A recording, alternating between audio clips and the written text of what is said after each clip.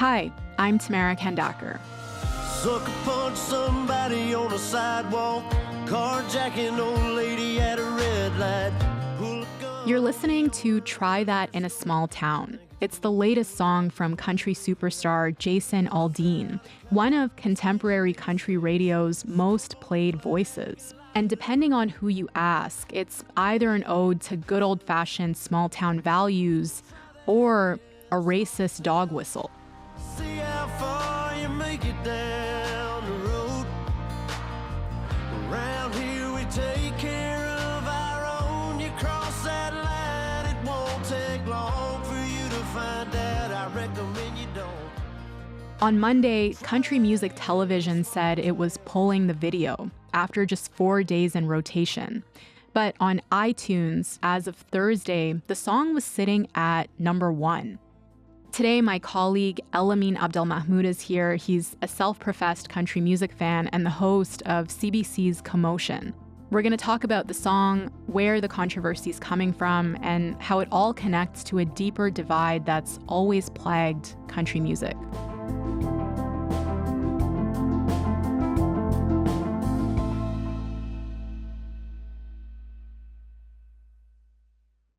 Hey, Elamin. Hi, Tamara. So nice to have you on the show. Thanks so much for doing this. Oh my God, thank you for having me do this. This is a lifelong dream come true, which is to say to talk about country music with anyone at all times and any times. So let's just start with some of the lyrics to this song. The first verse, it lists off a series of things. I'm just going to read some of the lines. Sucker punch somebody on a sidewalk, carjack an old lady at a red light, pull a gun on the owner of a liquor store, cuss out a cop, spit in his face, stomp on the flag and light it up. What kind of image is being conjured up in the song about cities versus small towns? Well, there's something sneaky going on here a little bit, which is to say, like, the first little bit of that is not particularly new ground for country music. The idea that, like, hey, city life sucks and it's much more dangerous and much more hostile to life, and country living is much more, is a better way of life. That's just like been the bread and butter of country music for decades or so.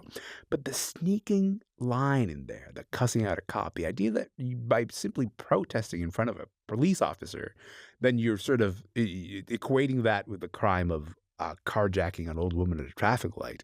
That is, I think, something that is pretty significant that is going on here in this song. I think it's trying to say there's a certain ethos of life that we don't really appreciate in this imaginary Jason Aldean small town conception.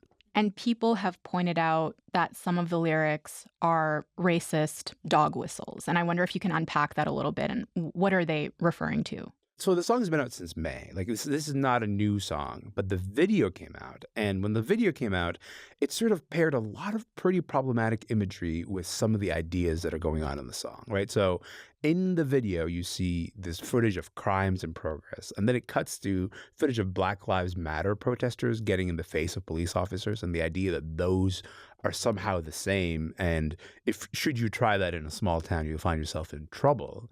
That's the conceit of the song. To me, where some people are sort of finding the dog whistle is trying to say, Jason Aldean is specifically trying to say any of this anti-cop stuff, any of this sort of more diverse stuff that is going on in cities, we don't really welcome that in the small town. That's the dog whistle that some people are drawing a connection to. Got a gun that my granddad gave me. They say one day they're gonna round up. Well, that shit might fly in the city. And I think the other large thing is where the video is set. So where you see Jason Aldean is in front of this courthouse that is mostly famous for one thing, which is being the site of a lynching sometime in the 1920s. The idea that Jason Aldean didn't know that about the setting of his video is the thing that is contentious. Because if you believe he knew that, then he's doing something very deliberate, which is to say, I'm hearkening back to the imagery of lynching when I say, hey, you should try your liberal politics in a small town. But if you believe he didn't know that, then maybe you believe all this thing is just kind of concocted by some kind of liberal media. Mm-hmm. And he's put out a statement about this, which I'll read. He wrote on Twitter that the song is about the feeling of a community that he grew up with, quote, where we took care of our neighbors, regardless of differences of background or belief, because they were our neighbors, and that was above any differences. My political views have never been something I've hidden from, and I know that a lot of us in this country don't agree on how we get back to a sense of normalcy, where we go at least a day without reading a headline that keeps us up at night, but the desire for it to, that's what this song is about. But in that statement, he hasn't explained why the video uses footage of the Black Lives Matter protests, for example, or the filming location, right? In that statement, I'm just not actually entirely clear whether Jason Aldean has heard the Jason Aldean song, because the song is entirely about not coming together. It's specifically about coming after somebody who disagrees with your set of politics. It's entirely about saying, if you don't adhere to the way that we live, then should you, quote unquote, try that in a small town, you will find yourself in trouble. You'll find yourself faced with Jason Aldean, who is standing there with the gun that he inherited from his grandfather. This is not a song about healing America. This is a song specifically about actually stoking those divisions. I think there's a fantasy of like the small town that Jason Aldean is singing about, and then there's a reality. Someone on Twitter pointed out that Jason Aldean himself has never lived in a small town, which I think is like a worthwhile thing to mention here. But it is true that the urban-rural divide in America is probably America's foremost political fault line. That is 100% true in terms of the data bears this out, in terms of how people vote, in terms of how people are polarized. But is Jason Aldean trying to say we should come together here? No, he's written a song about vigilantism. That is kind of the opposite of what he's saying in his statement. I don't think that's a controversial thing to say. I think he's literally just trying to say, I wrote a song about how we should come together, and the song has nothing about that. Yeah, so the lyrics in the chorus are, try that in a small town, see how far you make it down the road. Round here, we take care of our own. You cross that line, it won't take long for you to find out. I recommend you don't. Not exactly community vibes. That's a threat, Tamara. Like, that is like, it's not even like an implicit threat. Like, that is like, I recommend you don't find out. That's how one issues a threat to a person listening, right? Like, it is a quite overtly threatening lyrics.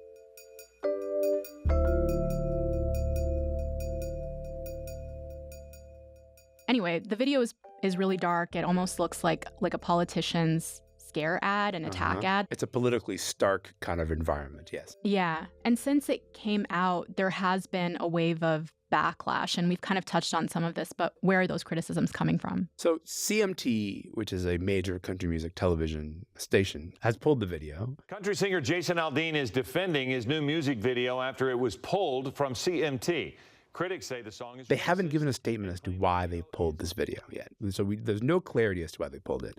But we've heard from people like Sheryl Crow, for example, a significant name in the world of country music. Sheryl Crow even tweeted about the song, saying, I'm from a small town. Even people in small towns are sick of violence. There's nothing small town or American about promoting violence. Jason Aldean, out of all people, should know better than to sort of signal at violence. And what she's referring to there is the fact that he was the person on stage when that massive mass shooting in Las Vegas happened.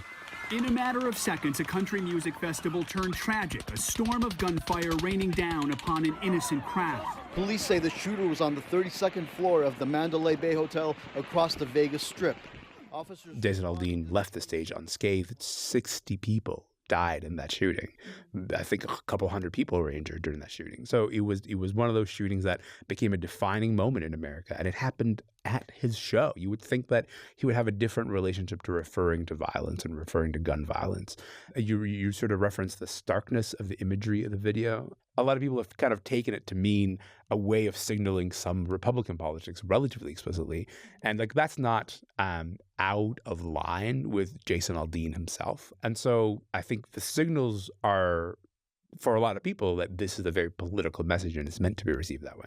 Yeah. You mentioned CMT. They pulled the video pretty quickly, but what's the reaction been from country music radio? So it's really important to mention to people that radio in the context of country music is like everything. Country really cares about radio. In other genres, you could get away with becoming pretty big purely based on streaming. Not the case in country music. Country music, you really rely on radio.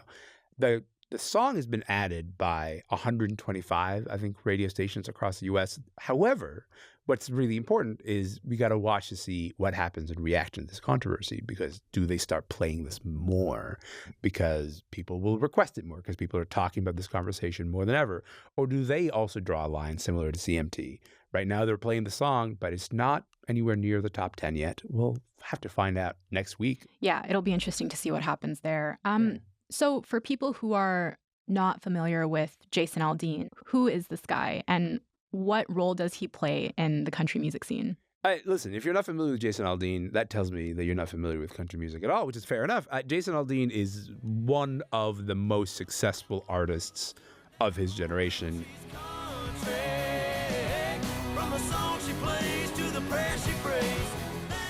He's like not an outlier. He's not some random guy trying to create a controversy in order to get big. He is as mainstream as it gets. Like, this is someone who's put out, I think, a little under 40 singles over his whole career, and maybe 30 of them have gone to number one. Like, he has consistently been successful. Smoke rolling out the window and ice cold beer sitting in the console. In 2019, he won the Academy of Country Music's big award, which is like the Artist of the Decade award. It's an honor to present you with the ACM Dick Clark Artist of the Decade Award. So he's a really significant figure in that way. But he's also someone who has been friends with Donald Trump. They love him in country land, but they love him all over the world now. Number one, he's the number one country star, Jason Aldean.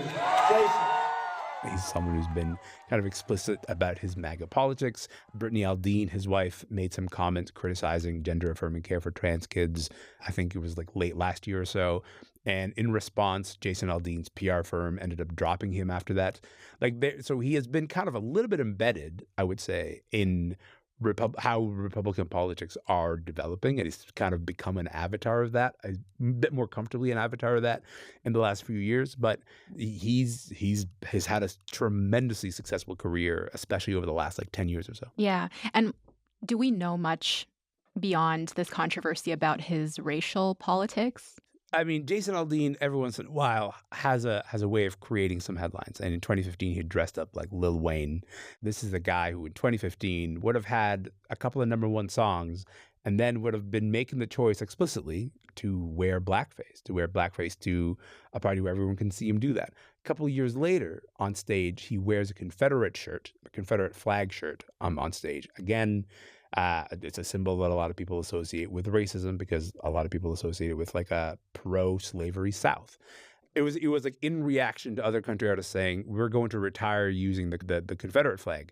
And Jason Aldean says, well, this is an opportunity for me to double down on this. Yeah, he leans into it. So not too long ago in 2020, there was another major controversy with Morgan Wallen when he was caught using the N-word on video. And at that time, this was in the aftermath of the summer of protests, racial justice protests. He was dropped from country radio and his contract was suspended with his label.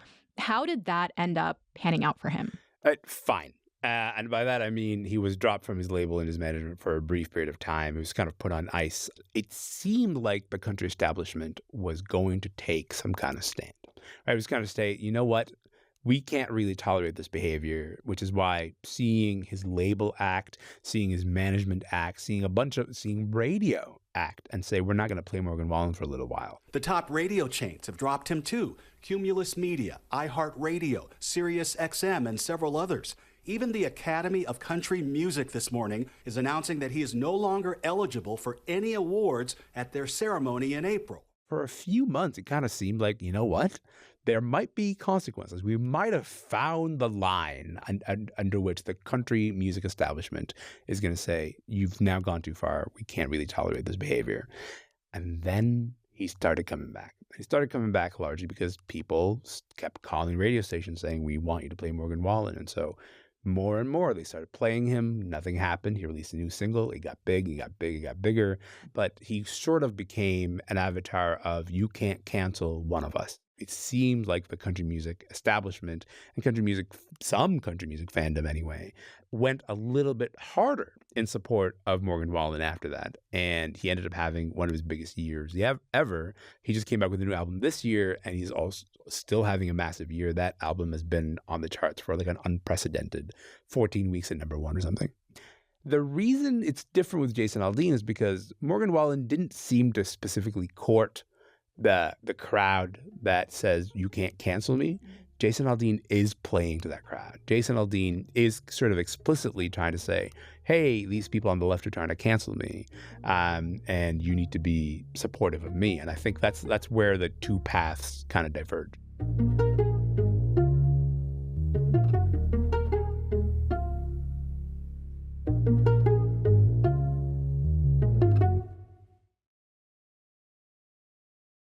You're a big country fan, and you've written about country. How pervasive is racism in country music? And like, aside from the song, what does it look like and what forms does it take? The racism in country music, when it comes to the establishment, presents itself systemically, which is to say, country music has been around for so long. And do you end up seeing successful Black artists in this genre? No, you don't. They happen far and few in between. Quite often you hear the refrain, there can only be one. So it's like one at a time. In terms of like at shows and concerts, I think that's sort of a different environment because every person has their different calibration of how they feel in terms of feeling safe at country shows.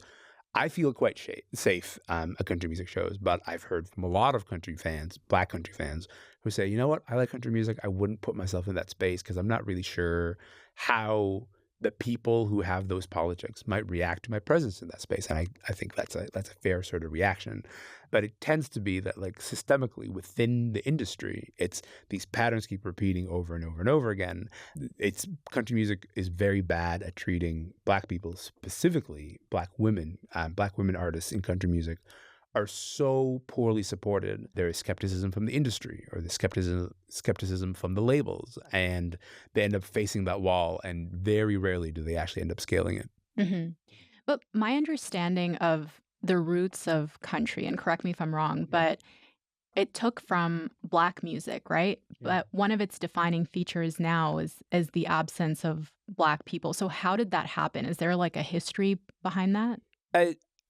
Two things. I would say one, the idea that the absence of Black people in country music is one of the defining features of the genre is like an engineered fact. It's been engineered into this place. And the second thing is the people doing that engineering didn't do this 10 years ago or 20 years ago. They did this 100 years ago. So 100 years ago in the South, you would have had the exact same Black and white bands. They're all playing the same kinds of music. They're playing the exact same kinds of music. They're exchanging the same kinds of musical ideas in the same spaces. And then you get a label system that says, okay, the Black artists are going to be marketed as race records, and the white artists are going to be marketed as hillbilly music. And from there on, you kind of begin this lineage. So race records sort of evolves into R&B, evolves into blues, evolves into all other kinds of genres that we think of as like Black genres. And hillbilly music evolves into what we think of as country music. But that decision was extremely arbitrary and made as far back as 100 years ago. And basically everything that we're seeing now is an outcome of that decision to sort of specifically to say, well, we're going to market the Black artists to Black people, and we're going to market the white artists to white people.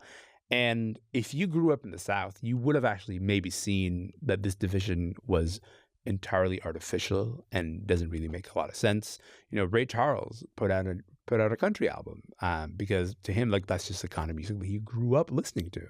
But country music as an industry has made a habit of only supporting Black country artists maybe at like once a generation kind of rate. I think there's a push now to change that. You know, there's a wonderful class of Black women who are in country music now who people really need to give a lot more space to. But that's the kind of thing that changes so slowly.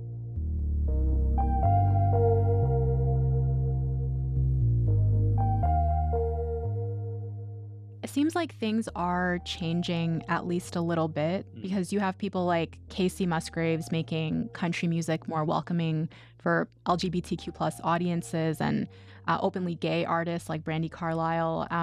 The number one song on Billboard's country airplay chart is Luke Combs' cover of Fast Car by Tracy Chapman, which makes her the first Black woman to have the sole songwriting credit on a number one country hit. So you have these artists who are challenging industry standards, but you also have people like Jason Aldean, who, based on previous examples of these kinds of controversies, is probably going to be rewarded, probably going to get a lot of airplay. So where do you think this conversation goes next? So we should say we don't know yet whether he's going to be rewarded for this, but I think you're right to say that based on previous examples of this, he will face some kind of, it'll turn out okay for him. So one of the things we can refer to is the video that we're talking about. Yes, CMT is not playing it, but oh my God, are the YouTube views just racking up on this thing. It is the number one song on iTunes right now. We'll have to see sort of where this lands on the charts, like in a week or two or so. When we talk about the other artists that you're referring to there, the idea that, Casey Musgraves is challenging the country music establishment by trying to make it a more queer-friendly space. Luke Combs does have the number one song in country right now, which is his cover of Fast Car. But each one of these victories is a little bit bittersweet. Casey Musgraves was kind of relatively famously, I say this relatively famously because within the country music establishment famously, kind of shunned from the country music establishment for some time.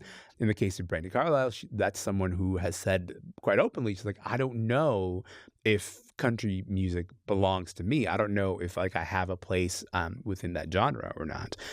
Really great that Tracy Chapman is the first Black woman to have penned a number one song on country radio. But also, it is a little bit bittersweet that she's the first one, because why did it have to be Luke Combs' version doing this? And even more importantly, why hasn't there been a Black woman to have sang the number one song and written it as well? Why hasn't that happened yet? And so all these victories are kind of tempered by that reality. But I think there's a larger conversation, a larger battle over who country music belongs to. And that battle is kind of playing out in the charts, right? There's a sort of a tit for tat kind of situation going on between Jason Aldean, who puts out a song like this one that is indicative of a certain set of politics, and a Mary Morris who writes about the exact opposite set of politics, and also her songs do really well. There's a push and pull there in these two different sort of political camps over who gets to claim what country music is. And there's a definition of country music as backward-looking and nostalgic as opposed to forward-looking and progressive. I think either way, no matter what happens, we end up getting a bit of an answer as to how country music is shifting, because this little battle over country music has been brewing for some time, and this is just another dimension of it.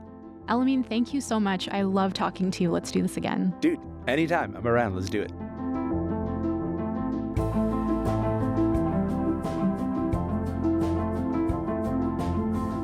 All right, that's all for this week. Front Burner was produced by Shannon Higgins, Matt Muse, Derek Vanderwyk, Lauren Donnelly, and Joyita Shengupta. Our intern is Rachel DeGasperis. Our sound design was by Sam McNulty. Our music is by Joseph Shabison. Our executive producer is Nick McCabe-Locos. I'm Tamara Kandaker. Thanks so much for listening. Front Burner is back next week.